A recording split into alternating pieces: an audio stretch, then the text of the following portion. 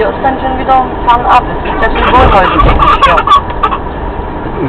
Hier unten ist ein riesen angelegter ins Meer, ein kleines Sand. Ach so, Sand, kleines Flüsschen. So die Sandbank aufgeschüttet sozusagen.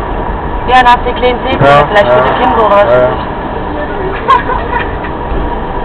Sah niedlich aus. Wo geht's denn hier runter eigentlich? Ach, da sind wir schon mal runter.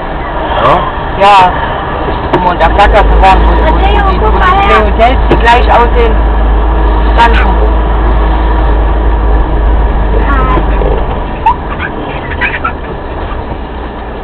Mama, die steht immer auf und schnippt jedem ins Gesicht.